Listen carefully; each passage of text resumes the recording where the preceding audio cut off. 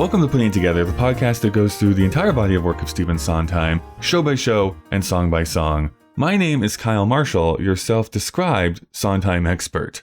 We've gotten to an episode that is very long and complex, and there's a lot of different ideas that are being thrown at us, and complexity dramatically that's being thrown at us, so I can't wait to get into this week's discussion. And because of the lengthy nature of this week's episode, there's really no reason for me to belabor the point here too much up top.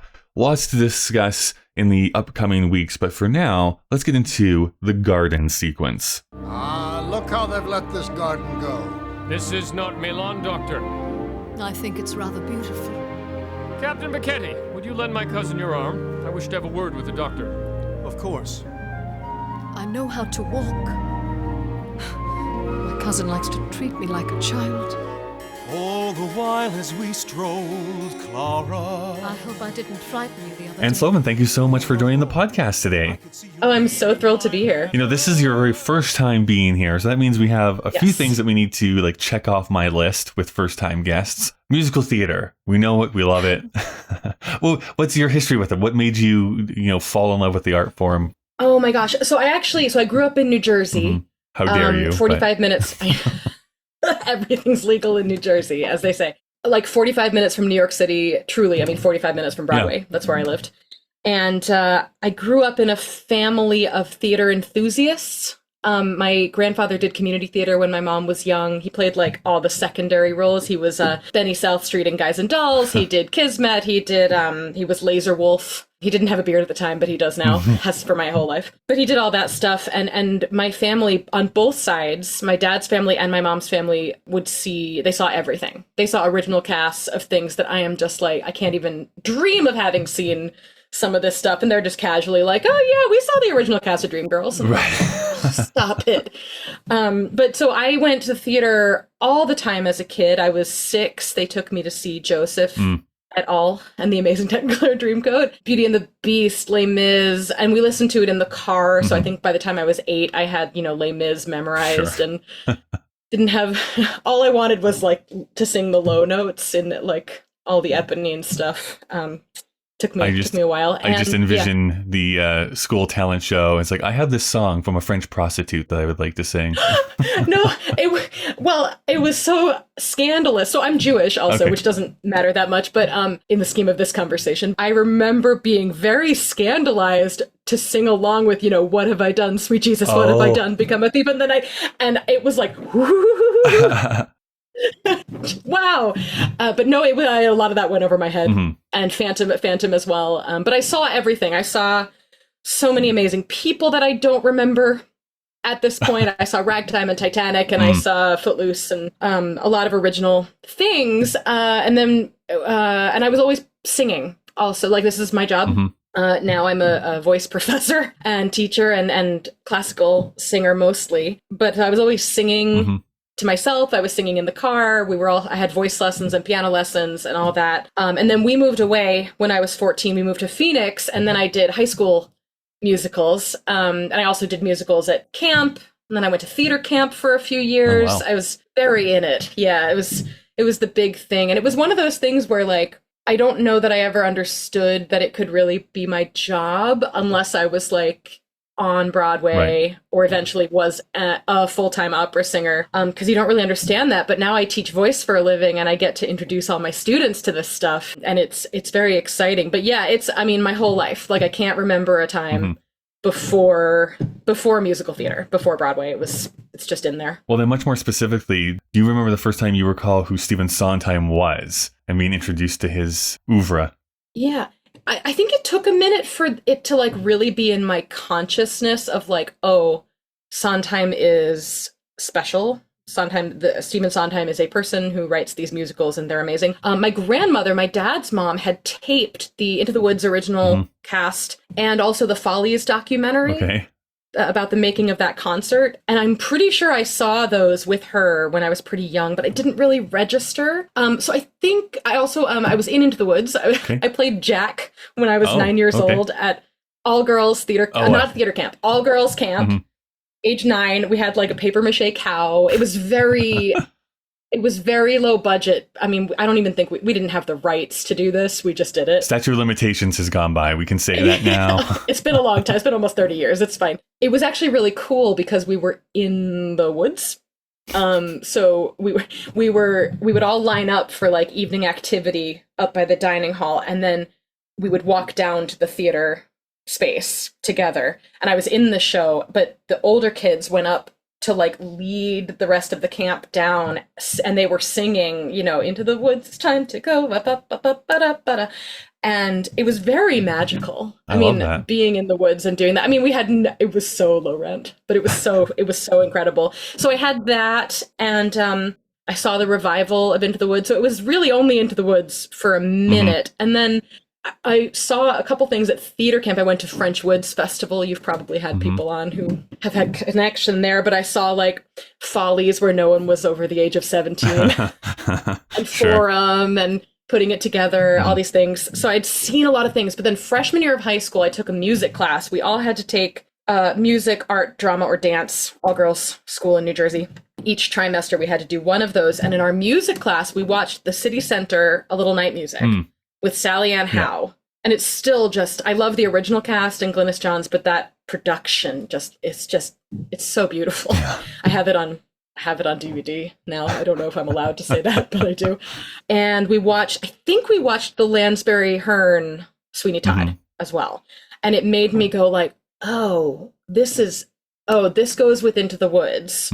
What is it all about? And so I went online because freshman year at my school, it was very fancy. We all had a laptop. Ooh. We had to give it back. At the end of the year. But in order to facilitate really nothing at all, we were all just like playing games and on LimeWire and downloading things. Yeah. But I went online and discovered a message board called Finishing the Chat. Oh, yeah. Has that come up before? Oh, yeah. I was like a child on this anonymous message board. And I swear, writing there and being taken seriously as like someone who had thoughts about musical theater is like the reason that I do what I do. Oh, that's cool. And a big part of it, because they really taught me how to write coherently about musical theater and how to organize my thoughts. I remember having very strong feelings as a teenager about the song Something Wonderful from The King and I, like really defending that thing. To everyone else, like, this is why I think this is a great song. This is why I think it's important. And it was such a learning experience. I'm still in touch with, I mean, all of those people. We're not anonymous anymore. Right. But lifelong. One of them does wear a mask, but you know. But just lifelong friends and just a whole community of people who, and I had never heard of most of the others. So I had never, I mean, Assassins and Sunday and all this stuff. My parents were not big Sondheim fans. It's not on my radar. So then after that discovery, it kind of snowballed from there. So I got a hold of all of the other ones. And then we moved to Phoenix, and my high school in Phoenix, all my friends and I were very like nerdy and verbal and musical. And I got them all into Sondheim. So we all had like Here's to Us, Who's Like Us, Damn Few on our yearbook pages senior year. Love it. I had one from Anyone Can Whistle too. And I think one from Into the Woods. I was just all over it. So I remember kind of building my little library and just getting to know all of the shows. But Passion was actually the one that nobody went with me on that one. Nobody went with me on Passion, I think, because you look at the front and it's like, it looks like it's a romance snob. And all my friends were like math and science boys. That's reductive, but a lot of them were like not here for it. And so I kind of went on that journey alone. They knew about actual chemistry, but we're not interested in learning about romantic chemistry. There you go. That's exactly it. Some of them knew about chemistry. That's one of them is a linguistics professor. Like, sure. They're not all, hard science people. So, I mean, that does lead into like the other question of like Passion specifically, like when that kind of came into your life. So it sounds like high school, roughly. High school. I'd say junior year. We did Into the Woods my junior year at my high school also. So I was Cinderella, and then I did it again senior year. I was Rapunzel at like a local children's theater. And I will say, if you're not getting paid, Rapunzel is not a good time. It's not. It was a hard thing. I bet. I was a 16-year-old with high B flats, so So I did. No, it was, in retrospect, I'm glad I did that, but like, it was a lot of work, and it's, for the experience of it. And I was like, ooh. Anyway, but so we had done that, and so we were all kind of familiar with Sondheim, and I was in the process of kind of learning everything I could and listening to all this music. And I had heard about Passion, and I had seen it referenced on Finishing the Chat, and I was like, okay, I'm going to get a hold of this. And so I think I must have bought the original cast album. I remember I had a hard time getting into it at first. Like, it took me a second. I mean, that's most people that I've talked to so far have said the same thing. Yeah. And I remember having a moment of like, so we were in Phoenix, it's warm all the time. And I remember taking like my Discman outside. This is so wild to me now. Like, it was just before social media and just before I had a cell phone, but like a few years pre-smartphone. And I took my Discman outside with no other distractions, and I lay on a couch and listened to the whole thing. And then I just kept listening. And I kept listening, and I kept listening. I was listening to it while I was doing my homework. I was listening to it was just on in the background, like where everyone else was listening to, indie pop or whatever people were listening to in high school. And it just became like my teenage angst music. I think Sondheim generally was my teenage angst music. But I mean, I've said the same thing. It is, we share that in common, whereas like when I was like in my most rebellious of phases, not that I was ever super hardcore with that, but still, my most rebellious phase, I was listening to a lot of Stephen Sondheim. So it's like my peers are like Smashing Pumpkins and like Radiohead and like Nine Inch Nails and stuff like that. And I'm like, I'm listening to the 1987 recording of Into the Woods. And it's like... I mean, there were a lot of other things too. Like I went through a Bells Are Ringing phase. Yeah. I'm a huge Judy Holliday fan. I love her. I think that's just the most phenomenal performance. And also, she has a Sondheim connection because she originated Hotspot. Right. She did Don't Laugh, which is the song I've always wanted to sing. Anyway, it really got in there. Like, it really got under my skin. And it's a show about that too, isn't it? It's a show about, Fosca gets under Giorgio's skin in a way that he can't. I know. It is a weird how this show seemingly is like content dictates form to a T. It really is. Where it's just like, I don't know about this. And then you listen to it more, it's like, well, maybe. And then after a while, it's like, I'm obsessed with this score type of thing. Yeah. And I feel like I actually had to, when you reached back out and were like, yes, you could be on the show. How about the garden sequence? And I texted my friend Teresa and I was like, they hear drums, we hear music, get ready. Because I met her when we were 17 or 18 and we were both Passion stands, passion nerds. And that whole thing, I mean, I read also, I was so excited to get to do this one because like, they hear drums, we hear music, I think is the Sondheim line that like, if I had to get a Sondheim quote tattooed on my body, it would be probably that one. Like, I can't come up with another one that feels, it like got me through high school. That was it. But it also, I feel like Passion also, until you're an adult and you look at it and you're like, oh, this thing with Clara is not great. The love stuff, it's so soaring and sumptuous, and the music is like really sensual. Like, there's something about it. There's something for every like love mood. Yeah, I mean, I've had this conversation already, especially with our happiness episode that I've already recorded. Like, to be reductive, it does feel like this entire show is a journey of Giorgio specifically transitioning from like a teenager / young man's version of what he thinks love is to an adult's like, oh, this is what love is.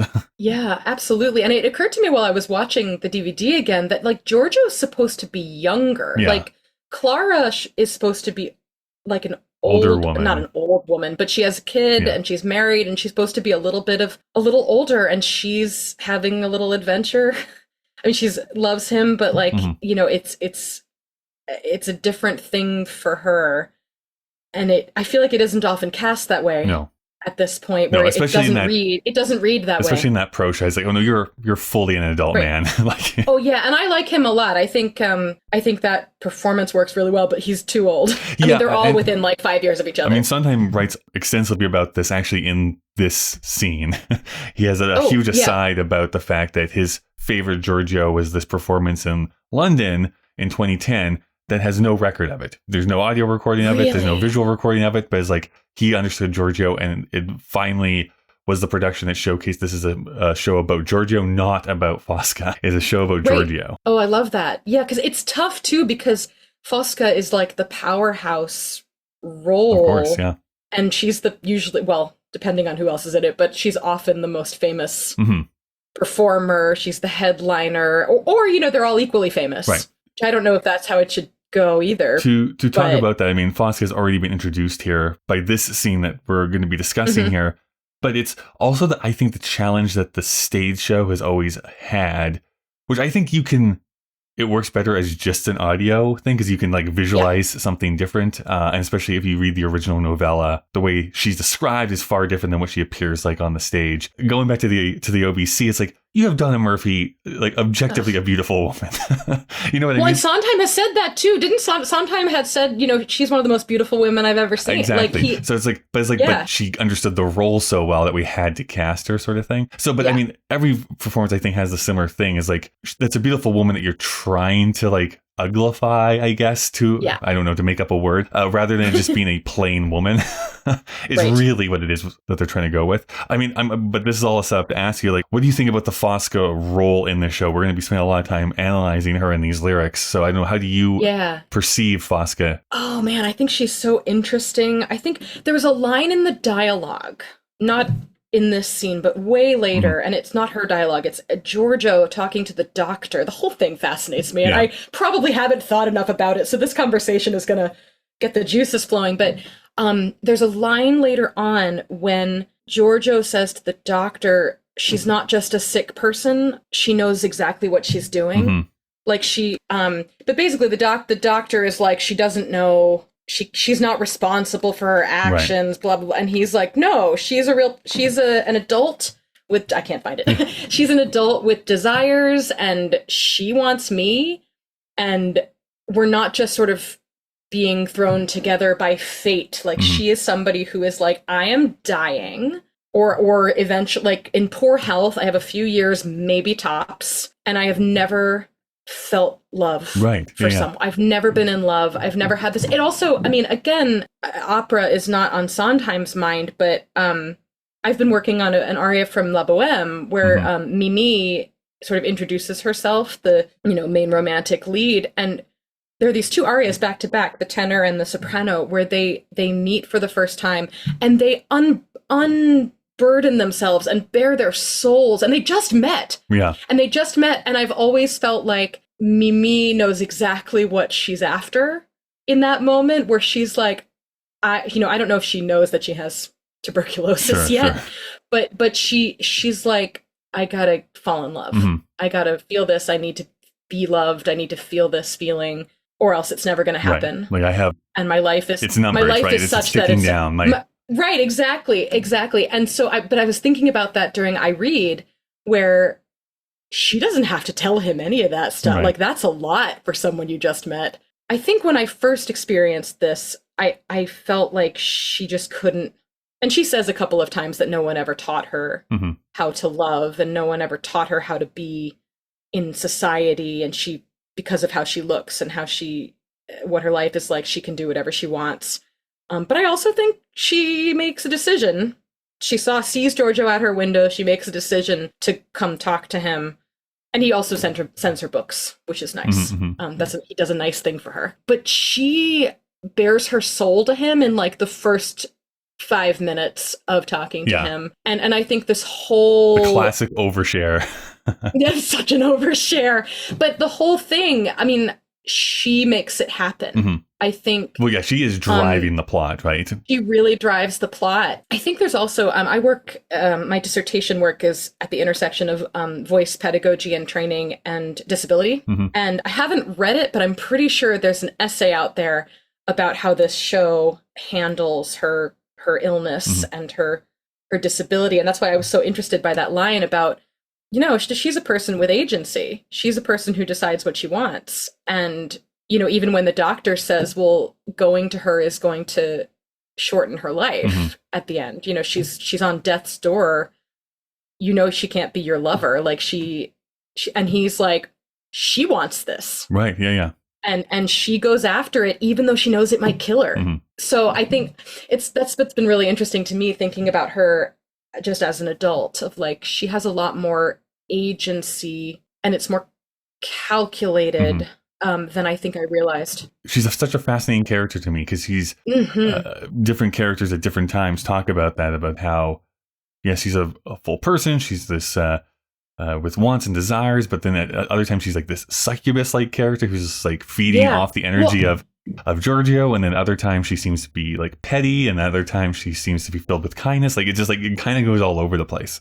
Yeah, she really does. And I also think, she's also infantilized to a certain extent because of her illness. Actually, in this scene, right at the beginning, when take her arm type her of thing. cousin says, take her, would you give my cousin your arm? And she says, I know how to walk. My cousin likes to treat me like a child. And then she does take his arm and they stroll, But I thought that line was so interesting. Yeah, not in this episode, but just to see that for like a later conversation. I also find the Doctor so fascinating in this show. Fascinating. Because it's like, what are your motives? I brought this up already a couple episodes ago, but like, what are your true motivations? Because I see him not benevolent. I see him being a little bit like... Same. Well, and I was my friend Teresa, shout out Teresa. She's the one I've known for a long time with the, they hear drums and we hear music. And I texted her and I was like, do you think that they brought Giorgio, that like somebody met Giorgio and was like, that man is really handsome. Let's bring him. Like, how far back does this go? Right. I don't actually think it's not that big a conspiracy, but I do think the Doctor meets him and maybe even, he sees Fosca by herself. We don't know what they talk about when he talks to her, or when he examines her, whatever, treats her. But he engineers this and doesn't expect it to go where it goes. But I don't know. I think it's a dangerous game. And I think he didn't really think about it. There was also a moment, something I love about the show is that while the lead people are not necessarily from the like Sondheim extended universe, there's several people in the ensemble of it who are in several other Sondheim shows. Yeah. So it was fun. The Doctor is the narrator from Into the Woods. Being like, oh, once upon a time. Yes. Oh, it's the same guy. And watching him, there's a moment near the end when he sends Giorgio a letter about the fact that Fosca has died and sends all her stuff. And he's just standing there reading, saying the letter out loud. And I was like, the poor girl's mother had died. Yeah, that's right. Yeah. But I love one of the soldiers is also the boatman from... Yes. You and Me, Pal. Yeah, that's right. And not the balladeer, the other guy. Everybody's got the right. It's the same proprietor. Guy. Yep. Mm-hmm. And Chris Gronendahl is in it too. And he's all kinds of things. So.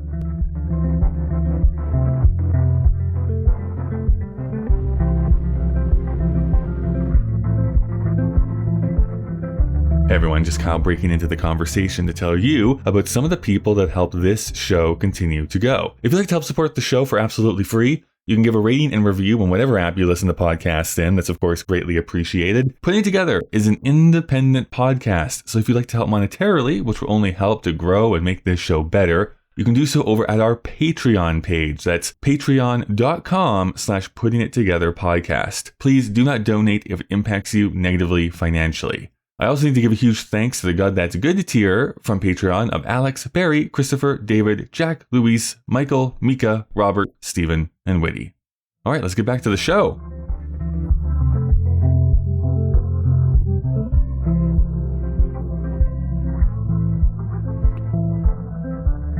All right, so let's get into the scene here. So you've already mentioned that we're talking about the garden sequence here this week. If you can recall, what happens right before this? What's leading into this scene? I'm actually going to double check. Oh, it's right before this is Giorgio and Fosca's first meeting, first official meeting, when she brings him the book back and sings I Read.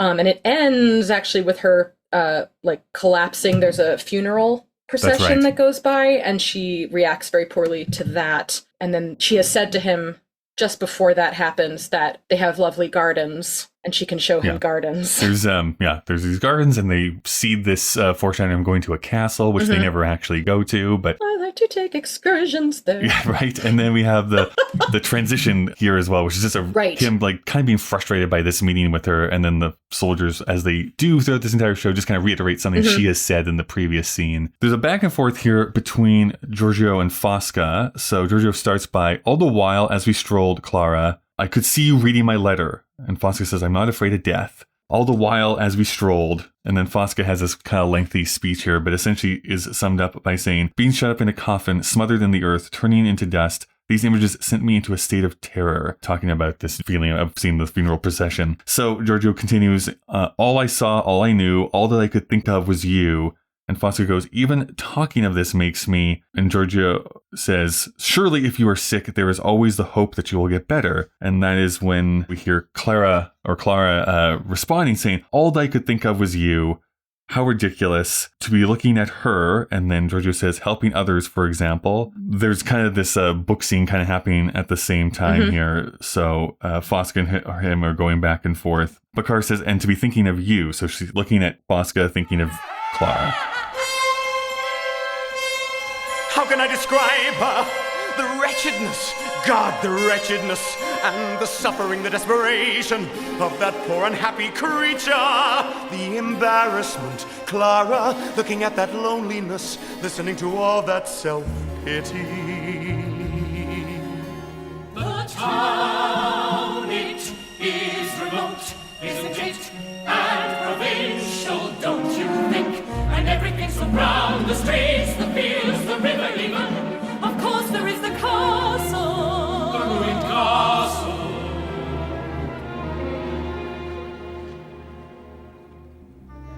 Oh, look at how they've let this garden go. This isn't Milan, Doctor. I'm all too well aware of that. I think it is rather beautiful. For these parts, perhaps. Doctor, may I have a word with you? Certainly. Captain Becchetti, would you lend my cousin your arm? Of course. We'll catch up with you in a moment. I do know how to walk. My cousin treats me like I'm a child. All the while as we strolled, Clara. I hope I didn't frighten you the other day. Not at all. I could see you reading my letter. I'm not really afraid All of the death. while as we strolled. I rather think I would welcome dying. It's everything that follows that I dread. Being shut up in a coffin, smothered in earth, turning into dust. All I saw, It is these images that all I knew, terrify all me. that I could think of was you. Even talking about them makes me want. Now surely, if you're ill, there's every hope you'll get better. All that I could think of was you. Hope, in my case, is in pretty short supply. How ridiculous. Well then, you must look to the world for whatever pleasures it can offer. And what might they be? To be looking at her Helping others, for example. Helping others. Yes. and be thinking of you. I have worked in poor houses, Captain. How could anyone I felt no difference. so unbeautiful Pity is nothing but passive love. stir my memory of you? Dead love. None of that probably made any sense until people have actually heard the recording that I just played. Because basically there's I think some complicated things going on here of Giorgio and Fosca having a conversation, Clara responding to it, not in the scene. It's a letter that she's writing to him. What do you think about this opening piece here? Can you piece it together for us to make a little bit more sense of what's going on? Sure. I mean, I think Fosca, where they're still kind of talking about the incident. Correct, when yeah. she saw the hearse and fainted. Oh, the other thing I guess that makes more sense if you see it staged. I think it's obvious that Giorgio is basically composing a letter he's going to send in the future while he's doing this stroll with Fosca. Right. Yes. So he's composing it, and Clara is then reading it when she has received it, and you see her kind of in the back or Yes. wherever they choose to put her. There's still, it's kind of a continuation and of that conversation where she's sort of saying, you know, like I'm sorry if I worried you, and I it's not necessarily death, like being someone who is chronically ill. You know, she does say, I rather think I would welcome dying. I'm not sure if you said that line. It's right. tricky because the album doesn't do all of the dialogue. I know, it doesn't do all this. this. So I'm trying to be like piecing what's there. But I mean, just to read it out here a little bit more. Here's some of the dialogue. This is the non-sung bits. But like Fosca's saying, I hope I didn't frighten you the other day. And he says, no, not at all. And Fosca says, I'm not afraid of death. And then later on, Fosca says, even talking of this makes me, and he says, surely if you are sick, there is always the hope that you will get better. And she says, hope in my case is in short supply. And he says, well, then one must look to life for whatever pleasures it can offer. And she says, and what might they be? Helping others, for example, Giorgio says, and she says, helping others.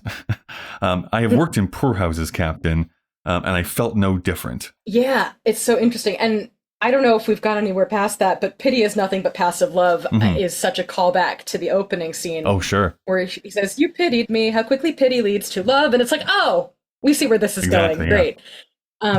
So I think, I wonder, no. Well, it also builds into this idea too, like something I keep coming back to is something that Sondheim mentions about this, which is like, he doesn't really see this as a score of individual songs, but rather one song that's with one idea that's kind of strung through the entire show. Like, yes, there are moments where there is a song with melody and like bridge and verses and rhyming even a little bit, but by and large, it is one continuous thing that he's envisioning and doing. And once you hear that, it's like, it makes way more sense how this is structured. Because the same thing kind of pops up every so often, and callbacks, and even the way it ends, right, is kind of mirrored from the beginning scene. And this scene, I mean, even starting just in the next thing that you're going to read, all of this material, so much of this material finds its way into the rest of the show. Right. Like, he comes back, if we can think about the voices of the other characters when they're doing the transitions as usually Giorgio's thoughts, but also Fosca's, like that they're replaying. They replay this conversation a lot, right, which I think is really interesting. So like, you know, I watched, well, we'll get there, but the stuff that comes up in this scene, this little sequence, makes up the transitional material for like almost the whole rest of the show. That's true. Yeah. And it's music that, for whatever reason, this is a really pivotal conversation that they're having, and she's sharing with him, you know, her thoughts about dying and death, and everyone else has kind of assumed how she feels about things, I think, and she's telling him, you know, this is my truth a little bit. I don't know if there is like a true, this is exactly how we're supposed to take this, because there's been multiple interpretations now of people I've talked with, but specifically with Clara, we only really see her, I'm saying, for real twice in the show at the very beginning, and then kind of partway through when they re-meet again for that one last tryst. In these sequences, which are, there's a number of them where she's usually singing a letter that Giorgio has sent to her. My question though is this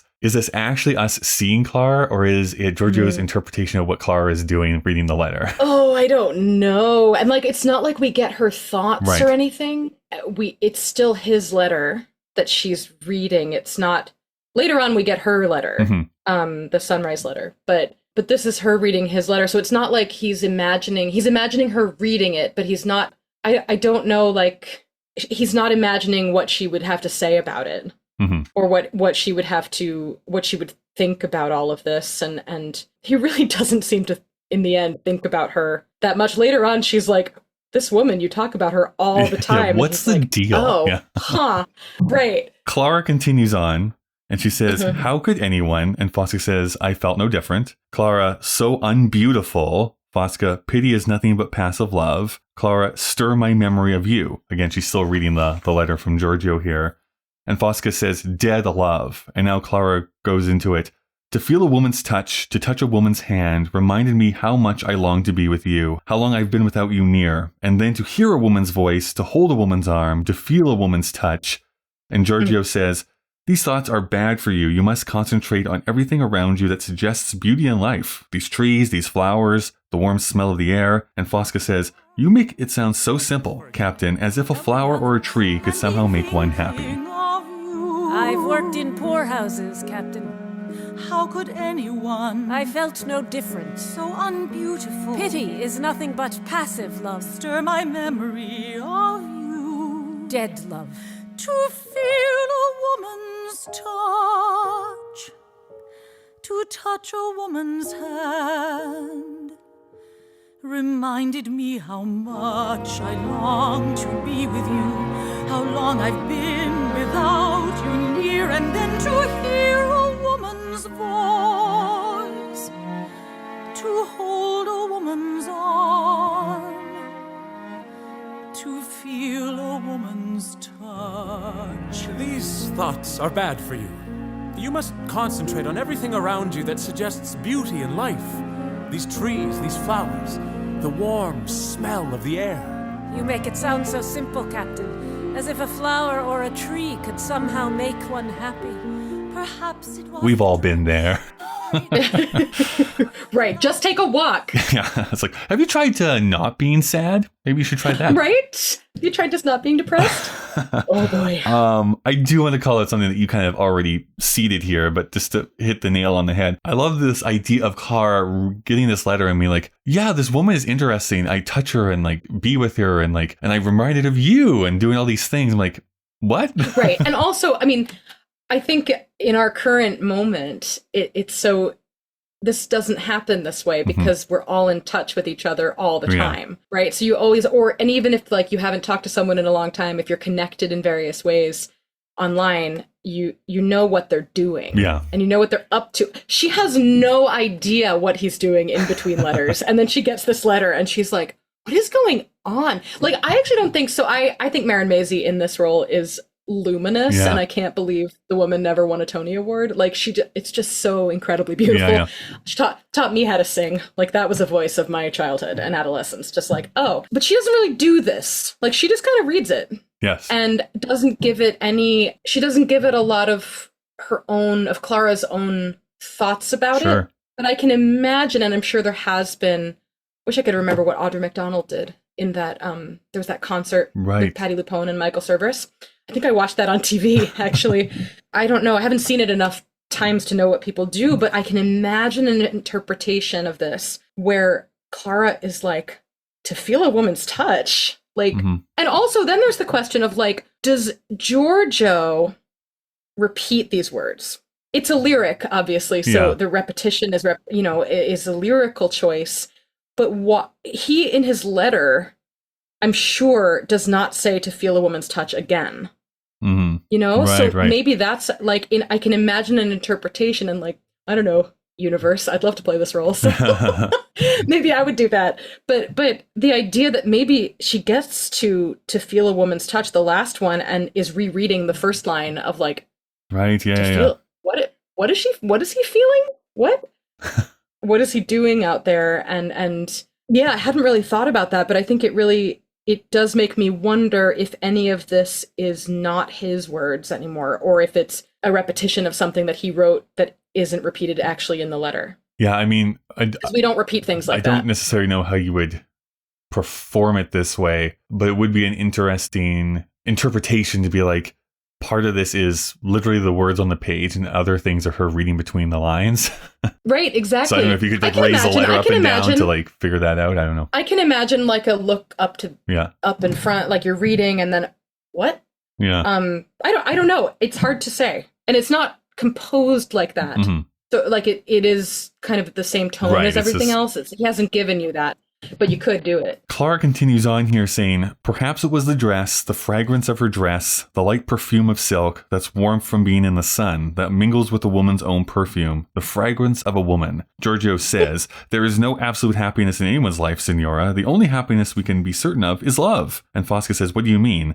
And Clara sings, the garden filled with you. Fosca states, are you speaking of friendships, family? And Giorgio says, I'm speaking of a superior kind of love. Clara sings, and all that I could do. And Giorgio sings, the kind between two people. Clara, because of you, was talk of love. Two people. Giorgio goes, yes. Perhaps it was the dress, the fragrance of her dress, the light perfume of silk that's warm from being in the sun, that mingles with a woman's own perfume, the fragrance of a woman. There is no absolute happiness in anyone's life, Signora. The only happiness we can be certain of is love. The garden filled with you. Are you speaking of friendships? I'm speaking of a superior love. And all that I could do because of you was talk of love. Love that something that I really love about this, because I've been looking through and I texted my friend and said, are there no rhymes in this scene? Yeah, and I don't know if there is, there's actually. There's a couple. There's like All That I Could Do Because of You was talkable, but they're very light. And I think the way that Sondheim uses rhyme in the show is fascinating because it's so rare. And it only happens in like very specific few scenes places. I've noticed, yeah. Fosca doesn't rhyme until like the end of the show, and it makes me like, what does it mean? What is he thinking about rhyming? And I need to go back. I don't know if he talks about this in Look, I Made a Hat. Whichever volume of I think right. But it seems so deliberate, but what I really love that he does a lot, and he did this, he continues to do this. So when I saw Here We Are, I was like, oh, he's doing this, is the word repetition. Like, I remember once seeing somebody say like, well, that's not very creative. He rhymed dress with dress. I mean, it's not this one exactly, but it was some lyric that had a word repetition, and they were like, well, that's not a good rhyme. And I said, it's not a rhyme. Yeah, he's just using repetition. Yeah. But I'm so interested in the words that he uses. Perhaps it was the dress, the fragrance of her dress. Like, I feel like he's using words in kind of a different way. It's not rhyming, but it's sort of harmonizing, resonating. Well, it's also clarifying. And also, I mean, again, he mentions this about how he wanted to try and emulate human speech as much as he could in these lyrics. So it's like, perhaps it was the dress. I mean, I guess the unspoken thing is here. No, well, not the dress itself. It was the fragrance of the dress. So it's almost like an aside that they're doing here. So no, exactly. And I was thinking that too, where I was like, this is so much more like how people talk or write. Actually, than it is like a lyric. There's no better way to understand this than if you were ever tasked with transcribing something from someone, especially just like a normal conversation between two people. Oh, yeah. No one speaks in sentences. There's always these like going off on tangents. And it's like, I guess you could put a comma here if you wanted to, but it's like, this is such a run-on thought here. Like, so it's like, it's really hard to transcribe. And so I think he's trying to do as much as he can to still put into a compact lyric with music underneath it, but still make it feel very conversational at the same time. I agree. And that's what makes it feel like opera to me. Right. Because opera is, so much of opera, we've got arias, right? We've got, and in certain time periods of opera, we've got like trios and duets and individual numbers, right? But in between, people are talking to each other. Like if you look at Puccini, people talk to each other through singing. Right. And it's not like recitative like it would have been in a much earlier time period of like Mozart or Handel, where it's designed to sound like speech. Like it's it's very speechy. It's still sung, and it's still got this lyrical quality and this melodic quality to it, but the text is more the way that people would say something, and not a lyric or a poem. And I was thinking about that the whole time I was watching this show, and just thinking, oh, it's like he's trying to get at the way that people talk to each other. I'm just going to bring this up, not to really have a discussion about it, but just so I can get it out there. When this show finally gets to Here We Are, to discuss that show, Here We Are is so fascinating to me because I can hear essentially the last 5 Sondheim shows all kind of fighting for dominance in there, because it's like, oh, that's a bit of passion that I'm hearing right there, and that's a little bit of Sunday in the Park with George, and like that is absolutely like Bouncer Roadshow stuff that I'm hearing there. So it's like, it's interesting to hear that score, to be like, oh, okay, so he was still wrestling with some of these musical ideas. Yeah, something I actually wanted to bring up, I don't know that this is a place for it, but I was just thinking about something you mentioned on a previous episode, and I cannot remember which one, the podcast You Must Remember This. Oh, yeah. It's been a while. I don't know which episode it was. I will never in a million years remember which episode I said. No. It may have been in Assassins, like talking about American. Oh, it was about the Mansons. Oh, yeah, okay. Because she did a whole series about the Mansons. But her current season is called The Old Man Is Still Alive. And it's about, and all I keep thinking about this show and Sondheim and the later ones as well after this. But the idea of like living long enough and being relevant long enough to get weird. And to be experimental and to do something totally different. There is such a conversation to bring up about Sondheim specifically, because to be perfectly blunt, like this would be what most people consider his like last masterpiece that gets released. And then he kind of struggles for like the last couple decades to finish anything. And then the one that comes out while he's still alive is, yes, Bounce, Roadshow, Wise Guys, whatever you want to call that show, which is a bit of a mess, but him trying to do something with that. Right. And then here we are, it's completely surrealist. So yeah, it's like, I'm just gonna get weird in my last few years. Yeah, you get such a degree of success and stuff that it's like, okay, now what do I do with the last little bit? Right. And I see it also like, it makes me wonder about kind of, I feel like post Merrily, there's a pivot of like, because I know I read about how Sunday came to be and how that had a different sort of genesis and was in a different style and a different way of making things happen than he had done before. And I feel like it only gets more experimental. Assassins is quite experimental too. Definitely kind of my returning theme there when we were talking about Merrily Roll Along is like, this is your pivot point. It really is. Had this been a success, the next features would not have been Who knows what we would have gotten. It would have been very different. The fact that it is not a success forces him to go off and be like, I'm just going to try some random stuff here.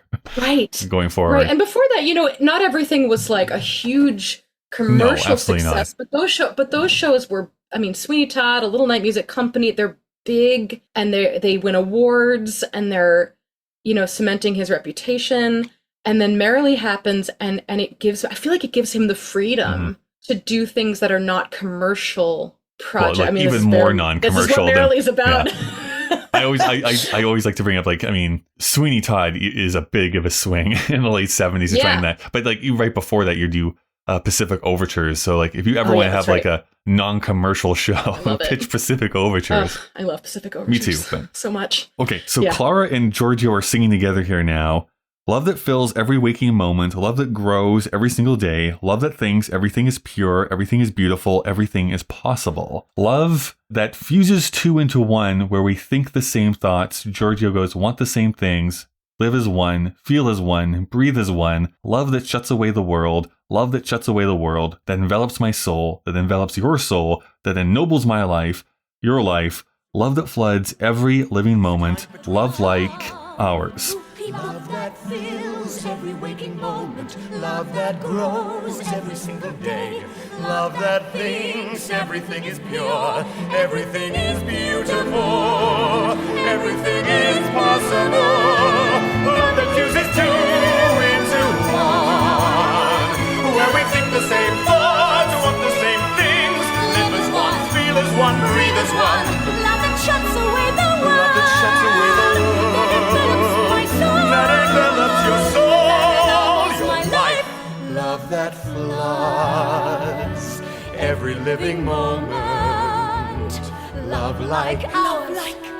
But I just want to start with that fact. This is something that has also been brought up this season, is how Sondheim very rarely has characters singing the same thing on stage unless he is very adamant that they are thinking the exact same thoughts. He talks about that. I remember teaching Oklahoma and bringing up the fact that Sondheim had beef with Oscar Hammerstein when the whole chorus sang about Clam Baker. Every night my honey lamb and I sit alone and talk and watch a hawk making lazy circles in the sky. And it's like they all do that. Every single person in this town spends their evening the same way, because that's what a chorus does. But even in like looking at God That's Good or the Pirelli's Miracle Elixir, when he has a crowd, they're often not all singing the same. My favorite thing that this podcast has allowed me to do is unpack what everyone is actually singing in those overlapping moments. I have no idea. Which, to be fair, yes, I could buy the score and I could read it and stuff like that, but 99% of people aren't going to do that. And I love it's like, that's what they say in that scene.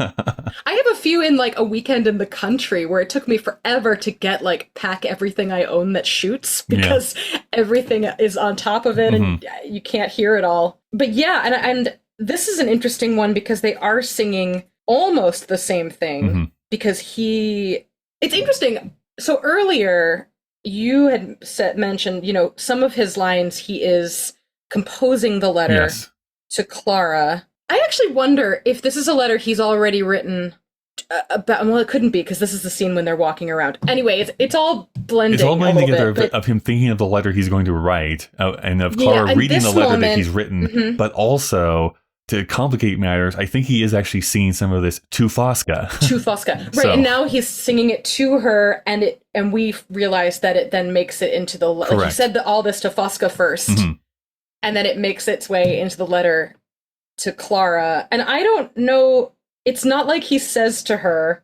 this is what I told Fosca about love. He's like, this is what our love is like. Mm-hmm. But he says it to Fosca in real life. Mm-hmm. Yeah, I think, which is really interesting. Again, just to overcomplicate this, and maybe everyone is like 2 steps ahead of us. He is describing what love feels like. Yes. His love with Clara to Fosca. But so he is saying those words to Fosca before he writes this letter to Clara. Like yes, exactly. This is how complicated we have. And I love, again, this repetition. Everything is possible makes me go, everything was possible and nothing made sense. That's what my brain does there. But I love the repetition of every single day, everything is pure, everything is beautiful, everything is possible. It's so satisfying to me. This is maybe also the time to bring this up. As much as I try to refrain from bringing in too many psychoanalyzing Sondheim's feelings, because he rejected it whole cloth. Right. But this is the show he writes after he falls in love for the first time. Yes. By his own admission. I'm not just making that up. By his own admission. Yeah, I've read that. So it is interesting how he talks about love in this show after he's experienced it. Yes, you talk as one who lives it. Yeah. Right, exactly. But then also brings it back down. We're going to get to it momentarily of like, how dare you offer that to tell me about that? How dare you show that to me and then take it away? Like that must be a little bit percolating in there too of like, I had this and then it clearly didn't. I don't know anything about that relationship, so I don't know what happened. That one did not end well from what I remember. It didn't work. If I remember his biography properly, and then he met someone else afterwards. But yes, from what I remember, that's how it goes. So it does feel like this is a moment of like potentially infusing a little bit of his own psychology.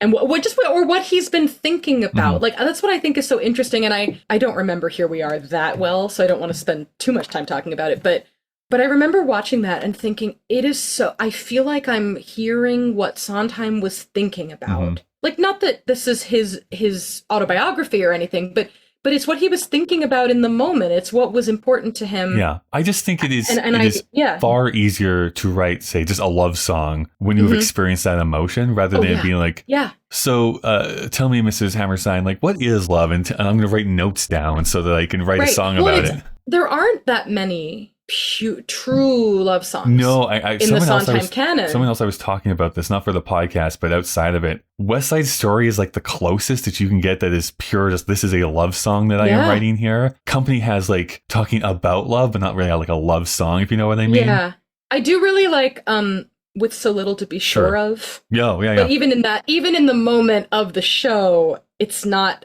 quite, there's too many complicating factors for that to just be. I also like Love I Hear is really cute. Yeah, that's the comedic version of it. And then it's a cute one. But yeah, for like romantic love and stuff like that, like the only other not very love much. song that I would pitch you is more familial love, which is Sweeney's Joanna that he does in the second act, right? But it's like of longing and like loss and all that kind of stuff. But again, anyways, there's it's so not a many thing other that he things comes in to there very often, where it's just a straight love song that he's writing. And so for it to be so like nakedly, here's what love is about. Here's what love is like. It's so interesting to go from like, I think you could also make an argument for It Takes Two. Oh, that's a good one. Yeah. It just occurred to me. But it's interesting to go from like love usually has so many complicating factors that I'm not just going to write a love song, to this incredible like pronouncement about what love feels like and what love is. No, none of his other characters do this or talk like this about love. So Fosca asked the question, following up with what we just read there of love like ours. And Fosca says, love like, and Giorgio says, like wine, and intoxication. This is when Clara exits from the back of the stage.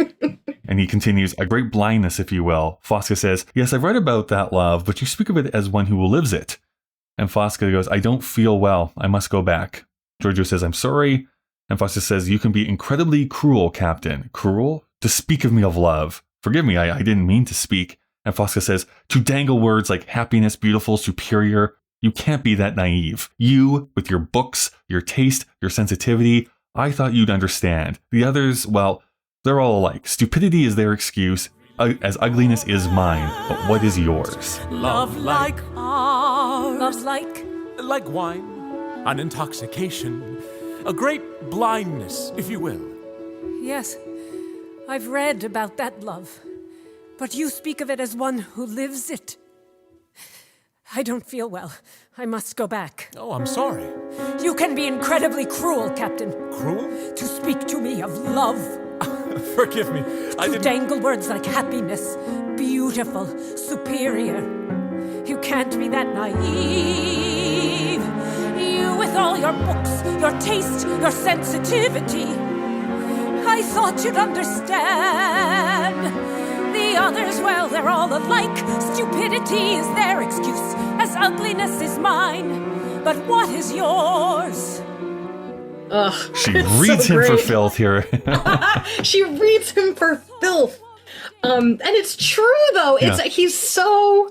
And he says it earlier that he's like, all I could do because I was thinking about you was go on and on and on about love. And the important thing here, too, I think... And she's right. She's right. She is right. And I think the important thing here, too, is like... Sondheim writes about this earlier in the book, is like the trick is that Giorgio isn't naive. Like, that is not how you should be playing him. But he is like insensitive in this moment, for sure. Yes, he is. Yes. He just on and on and on. I'm going to reiterate a snide joke that I have now made multiple times here, probably this season. Okay. But I love the fact that this is such a 19th century book, because it's like, you with your books, as if like reading is like this weird thing that someone is doing. Right. And if you read, then like, and the guys say that, maybe not about, not as much, maybe he just prefers his books. That's right. And he keeps a journal. That's right. So he's like talks about different his and feelings sensitive. and stuff. But like he really doesn't. Like what's interesting is that her previous experience of him, he doesn't really say anything except like, oh, I really liked this book. Yeah, they don't go into depth too much, book. right? Oh no, he did have a moment about the Hearsts. He said something kind of thoughtful and insightful. Yeah, he does discuss writing style from one of the books that he gave to her. Yes, and they talk about and the greenhouse. Like, oh, I like flowers. I like, you know. She doesn't really know though, and she kind of she projected something onto him, I think, because she wants to make this happen. And then he disappoints her. Right, really hard of being just a man. Of being a little bit of a jerk. Yeah. And I feel for him too, to be honest. I mean, it's not a good... None of it's good either. I mean, not that it's never occurred to me that obviously Clara is married and he's in this rapturous love with someone he can't actually have or be with, you know? And later on, there's an incredible book scene where she says, why don't you marry her? Yeah. And he's like, well, she's already married. And she is like shook. Right. It's like, oh, right. Yeah. And she's like, all of this for a woman you can't marry and you can't spend your life with and you can't. What? Bucky, what is wrong with you? Yeah. What is wrong with you? But he hasn't figured it out yet. Yeah. But I think in this place is especially speech-like. I think to dangle words like happiness, beautiful, superior, you can't be that naive. You with all your books, it's so you can hear her saying this. Oh yeah. If this were dialogue, it's interesting the things he chooses to musicalize. I agree, because it really does feel like it's just a continuation of the book scene. Yeah, and something I love about Donna Murphy actually is that her singing and her speaking are not far apart in the way they sound. Dear Shay actually does a nice job of that too, where his singing voice is not very different from his speaking voice, and maybe they were maybe that was something they wanted, but it does flow right into you can be incredibly cruel, Captain, to speak to me of love. It's like barely different, which I think is a really cool way to get into it. But I do wonder sometimes, like when I was watching it, I was thinking about after I read. When she does sing, I like to take excursions there. When I'm in better health, perhaps you'll join me and my cousin someday. Why is that important? Like there are some lines that he musicalized that I'm like, is that important? Yeah, I mean, not to, and I don't know. It's interesting not to pour salt on this old wound, but it's like those types of examples are like the perfect fuel for the criticism of Sondheim singing unhummable tunes, because it really is. Oh, right, like, what is this song? Right, it's not a hummable. melody, exactly. And then actually Fosca ends this section with a... Oh no, we didn't get that far. Sorry. Well, let's get that far. So this is how she ends it here in this like big diatribe. So she says, "I've watched you from my window. I saw you on the day that you arrived. Perhaps it was the way you walked, the way you spoke to your man. I saw that you were different then. I saw that you were kind of good. Sorry. I saw that you were kind and good. I thought you understood. They hear drums, you hear music, as do I. Don't you see? We're the same. We are different. You and I are different. They hear only drums. All the time I watched from my room, I would think of coming downstairs, thinking we'd meet, thinking you'd look at me, thinking you'd be repelled by what you saw. Don't reject me. Don't deny me, Captain. Understand me. Be my friend. They hear drums. We hear music. Be my friend." I've watched you from my window. I saw you on the day that you arrived. Perhaps it was the way you walked, the way you spoke to your men. I saw that you were different then. I saw that you were kind and good. I thought you understood. They hear drums, you hear music, as do I. Don't you see? We're the same. We are different. You and I are different. They hear only drums. All the time I watched from my room, I would think of coming downstairs, thinking we'd meet, thinking you'd look at me, thinking you'd be repelled by what you saw. Don't reject me. Don't deny me, Captain. Understand me, be my friend. They hear drums, we hear music. Be my friend.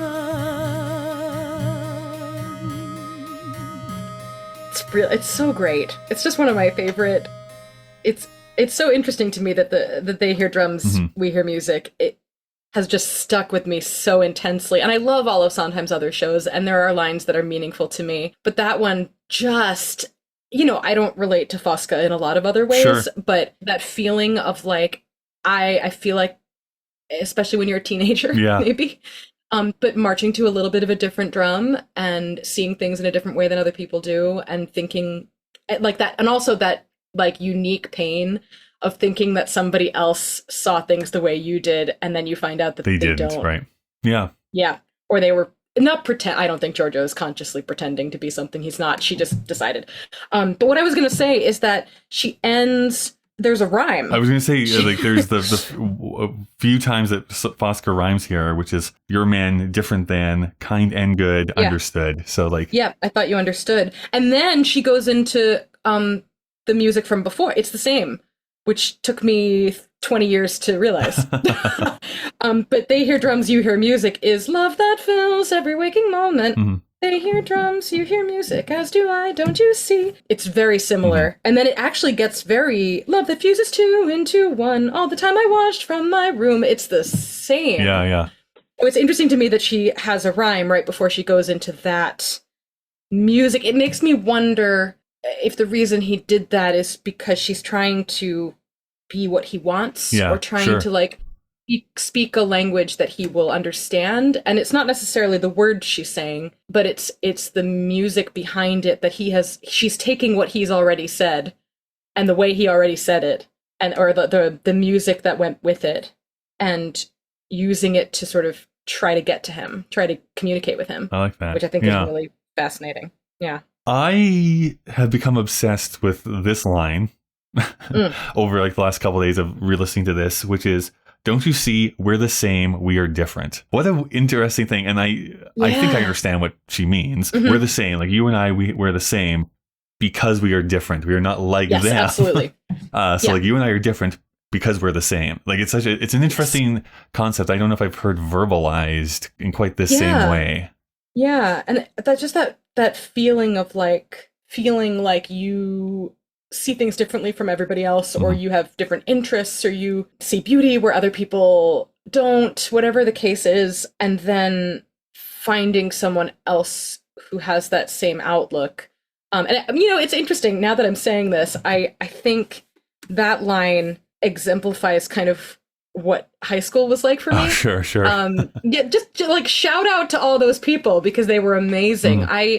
I was the new kid sophomore year, and I got involved with theater right away and choir, and I ended up with this little crew of like smart verbal weirdos. We were all involved in music. We liked, comedy and like you forced them all to buy Sondheim blazers. Like I did. And then we all got into, I have a whole thing with my friend Daniel, who's a linguistics professor in Texas, about we loved My Fair Lady as well, and a lot of Jerry Herman, a lot of these kind of talkative kind of I think he also really identified with Henry Higgins at the time for the linguistic stuff, but just how clever that was, and being so excited about it, and also like being unabashedly enthusiastic and emotional about the things that you love, and not allowing anybody else to kind of tell you that that's not like, it's like, I think it's beautiful because it's ruined, the ruined castle, right?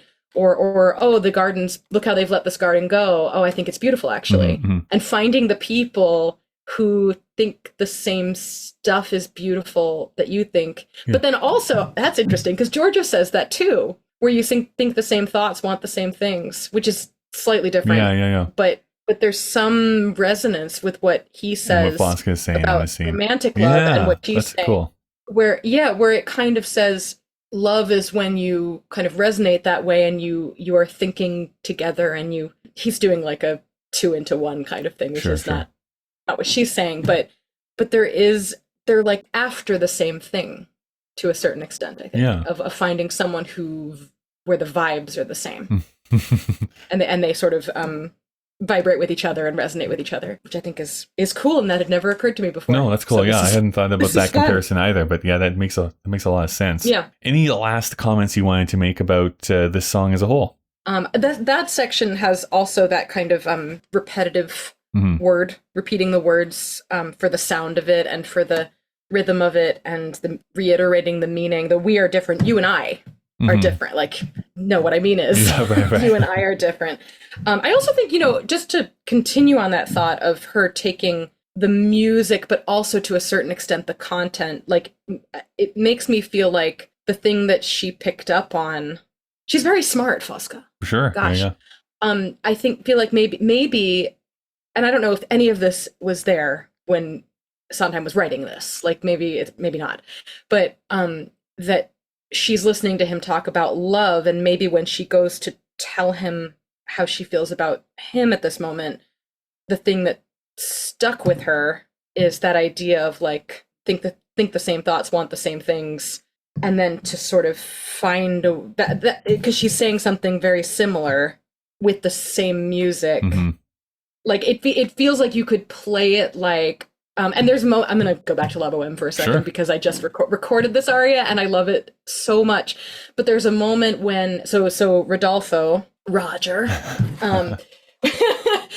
I one time did like a side-by-side comparison of La Boheme and Rent. I was really bored understudying in that show, and I was like, let me do every single scene anyway. But Rodolfo, they're looking for her candle key, matches, I don't know, crawling around on the ground, and he tells her everything about himself, and the big thing is that he's a poet and he loves looking at the moon and from his little garret, whatever. And then she has the second aria where she says, yes, they call me Mimi. It's literally what he says in Italian. But my name is Lucia, and she goes on to tell him a little bit. And then she has a moment where she says, I like a lot of things. A lot of things please me. I like things that smell good and things that have magic. And then she goes, things that are called poetry. And the way that I think about that moment is that she's like, what's gonna get him? Like, what's gonna hook him? What is important? Like, she has picked up, the huge thing he says is like, I'm a poet. Right.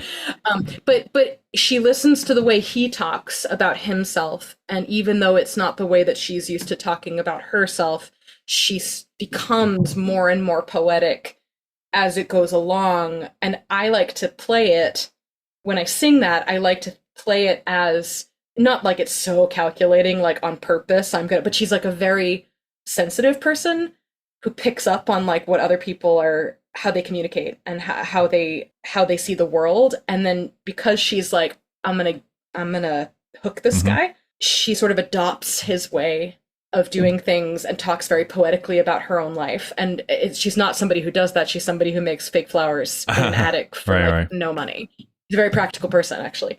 And I think Fosca like picks up on how Giorgio talks about love and how Giorgio talks about connection with other people and takes it on. And then it becomes that all that stuff comes back later. Yeah, I mean, it's similar to, I'm sure you've experienced this too, whether it's like work groups, friend groups, even family groups.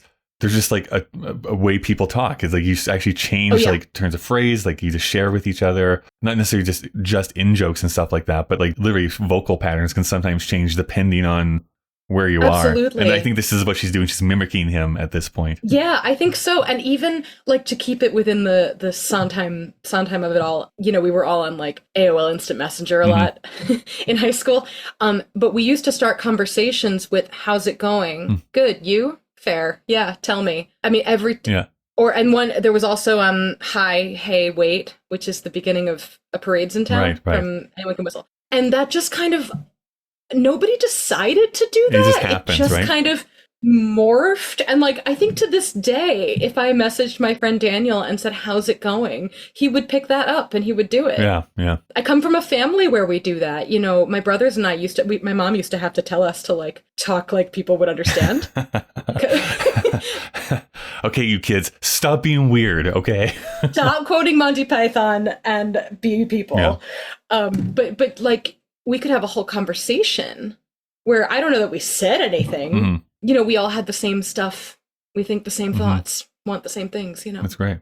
They hear drums, we hear music. Perfect. Very much. So I think it's funny. I'm having this conversation. I'm understanding even more, I think, why this was so important. Because I was a very late bloomer, like romantically. I wasn't having experiences like this in high school. No, God. I mean, I had like big crushes, you know. I did theater. We had that happening. But I was not there. I was not there yet. But I think something about this and Fosca, the sort of the plea to connect. Sorry, it just did an Assassin's thing. That's all right. The right to expect that you'll have an effect that you're going to connect. Yeah.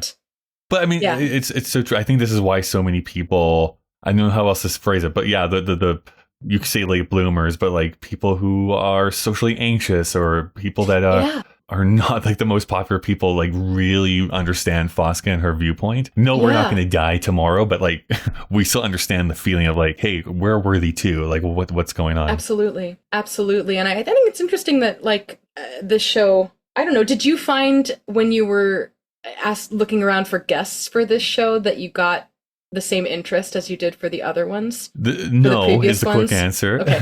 Either there was a lot of people like, hey, no, totally want to be on, but I'm gonna have to do some research because I never really listened to this one growing up. Right. Or it was the exact opposite, like love passion, have always loved passion, I will totally be on this show. That was like the two different responses. A cold email from some rando that's right. Who just like knows some people that were on the show. Right.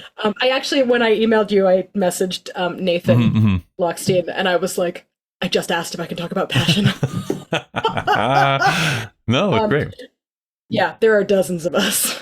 I actually would love to see the show revived again. Me too. I think that the time has been kind to it, so I think people would come. Kyle, I do have something. Do we have a moment where I have one last thing that I wanted to say? Yeah, sure. One last thing, and then we'll do my wrap-up question. Yeah, well, I was thinking about, when I was on Chris Culp's podcast, we talked about Evening Primrose, and we talked about the televised nature and the difference between Sondheim's writing when it's on TV and it doesn't need to read in the house compared to some of his theatrical work where like it's bigger. And we were talking about I Remember a lot and this thing where like it's a close up on Charmian Carr's face and she doesn't need to do anything except sing the song. Right. And feel things about it because we can see her. And I was thinking about passion, and I actually don't know, and this is a question for maybe people who saw it in theaters in the original run, because I was watching the pro shot. And I was wondering if they were changing their acting at all. That's a good given question. the close-ups. Because I was watching this and thinking people in the theater must have had no clue, because it's so cinematic in a way, like, and not in like the wonder of what we can do with movie magic, which is something that gets me about movie musicals sometimes, where I'm like, why didn't you use what you have? Yeah, right. The technology you have. But in the sense that everything is a close-up. Like, I read, she is sitting at a table talking to him, and if you can't see her face, it's like, it's very hard to... Yeah, like, not a lot is happening. It's so interesting you bring this up. I had the exact same thought in the train sequence where she's just sitting there singing at him. Yes. I'm like, this isn't like super dynamic that's going on here. Profile, you can't even see her face because the camera's on her. And so it does make me, because I don't think it was a Broadway performance that they did the pro I'm pretty sure it's of. not, because I don't think there's even an audience there. And also, they weren't naked at the beginning. No, they were not. Broadway. No. That's the one thing that I read that I was like, I wonder how they did this. Because and I may have to ask some people who I know probably saw it, just because I feel like maybe that's part of why it struggled and people struggled with it, is that if you can't get up close, and it's in a big, like a regular sized Broadway theater, I'd be really interested to see like a small chamber version of it, to see it. I mean, much as I love the full orchestra on this, I'd love to see. I think it needs to be, it's like, it needs close-ups.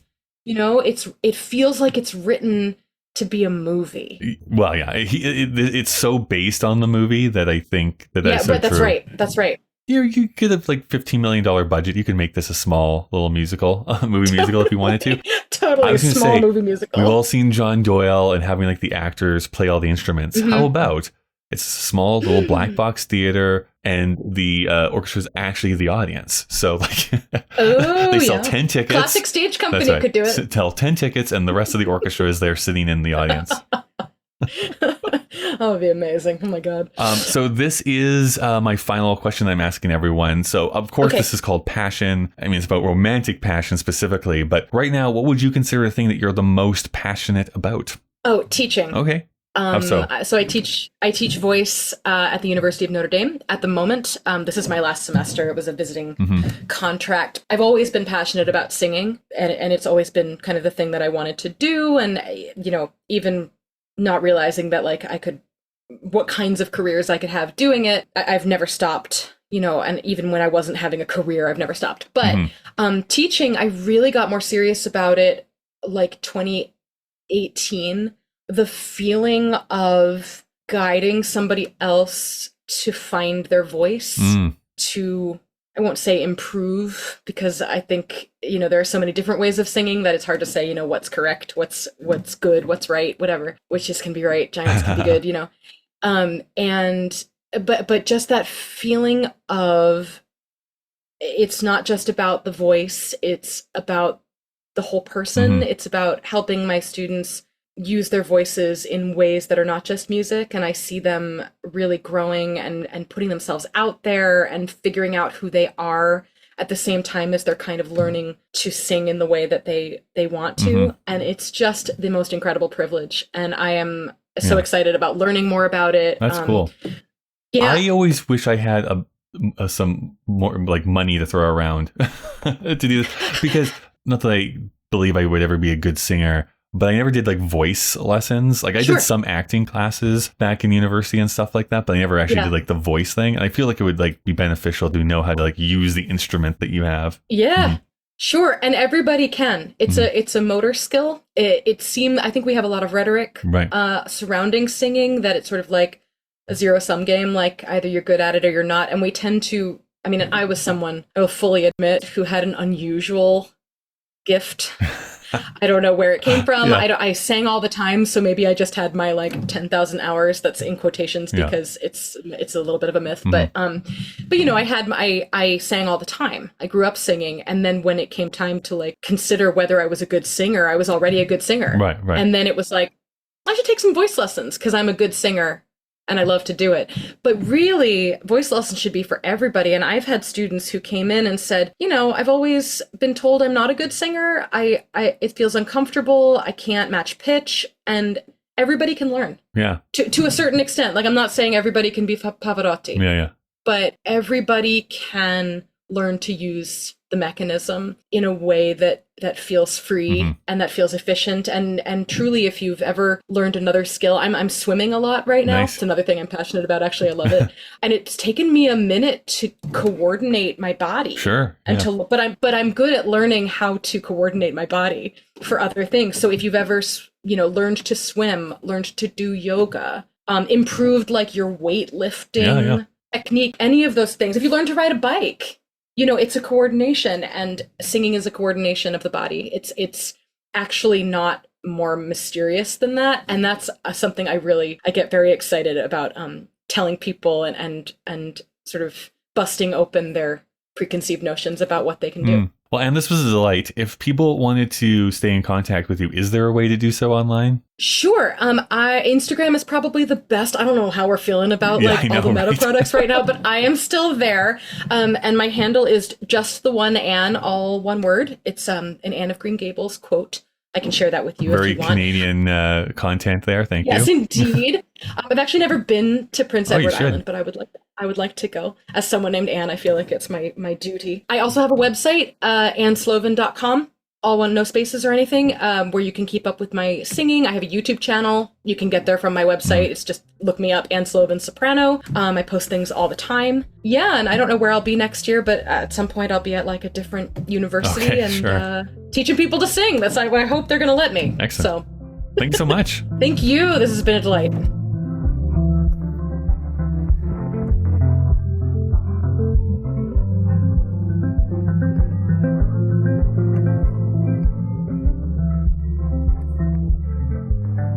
Thank you so much for listening. You can send emails to puttingittogetherpodcast@gmail.com. You can also follow Sondheim Podcast on Instagram. This is an independent production, and you can support the show on Patreon by going to patreon.com/puttingittogetherpodcast. Putting It Together is available on Apple Podcasts, YouTube, Spotify, and pretty much anywhere that you get podcasts from. Please consider subscribing so that you never miss an episode.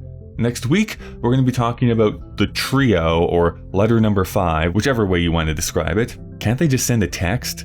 As always, a big thank you to the great Chris Taniguchi, who designed the podcast artwork, and to Nick Driscoll for composing our theme music. Well, we've reached the end of our episode. Yes, I know. Goodbye for now.